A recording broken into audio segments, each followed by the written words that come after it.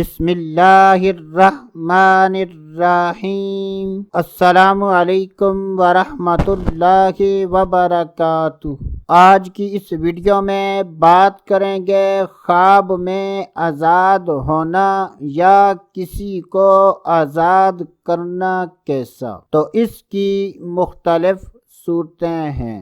جب بھی خوابوں کی تعبیر بیان کی جائے اور اس میں مرد و عورت میں سے کسی کا ذکر نہ ہو تو اس سے مراد مرد و عورت دونوں ہیں۔ حضرت سیدنا دانیال علیہ السلام نے ارشاد فرمایا کہ اگر کوئی خواب میں دیکھے کہ وہ قید سے رہا ہوا ہے یا اس نے کسی کو آزاد کیا ہے تو اس کی مختلف صورتیں ہیں۔ اگر خواب دیکھنے والا بیمار ہے تو بیماری سے شفا پائے گا۔ اگر خواب دیکھنے والا قرض دار ہے تو قرض سے نجات پائے گا۔ اگر خواب دیکھنے والے نے حج نہیں کیا تو ایسا آدمی حج کرے گا۔ اگر خواب دیکھنے والا آدمی